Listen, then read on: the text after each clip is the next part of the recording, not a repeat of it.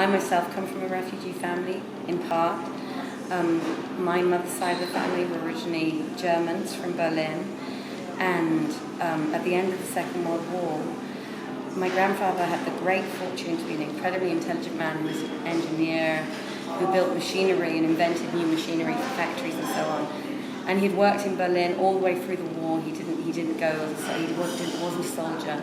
He'd worked in this factory in Berlin, which then, of course, when Berlin fell apart, he wasn't back there. And then in 1945, as of 1945, he stopped working there, something like that anyway. And then in 1946, he literally walked over, because trams, all public transport was down.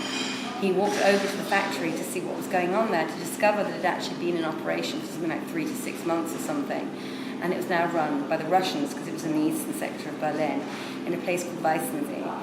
And they had been waiting for him, and they said, "Where have you been?" He said, "Well, I didn't know you were open again."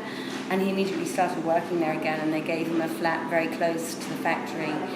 And the thing was, is because my grandfather was this really super person in the engineering field, apparently the Allied forces, as they knew that the victory over Germany or the Nazis was basically a done deal, they had lists of all the people that they wanted to take from Germany or invite from Germany to go to America or to Britain, or I believe France as well. I'm not exactly sure on the complete story.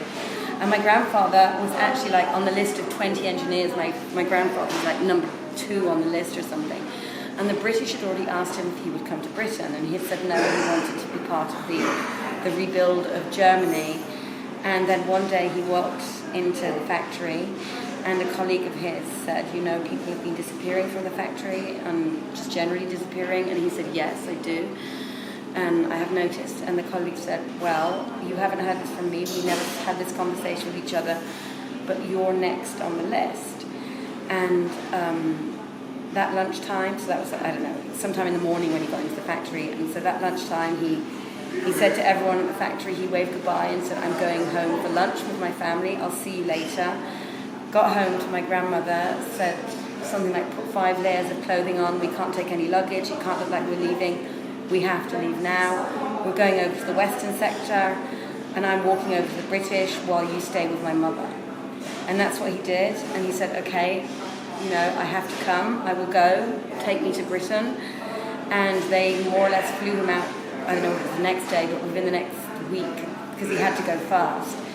They flew him out on some kind of air cargo military plane to the UK, and he ended up in Stockport, in Manchester, in the north of England. And my grandmother and my mother and my uncle, my mother was something like 7 at the time, and my uncle must have been 5 or something, or 4, were then shipped to some spa town in western Germany. And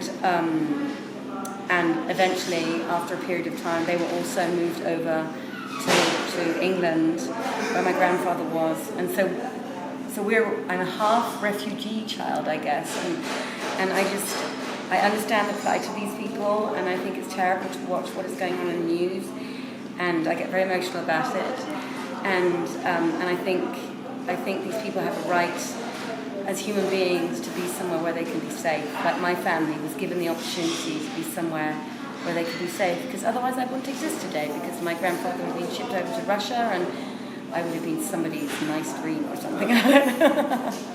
But that was one of the reasons. There are a couple of others, but that was also one of the reasons why I felt a need to really want to help and make a difference, because somebody helped us and made a difference for my family. And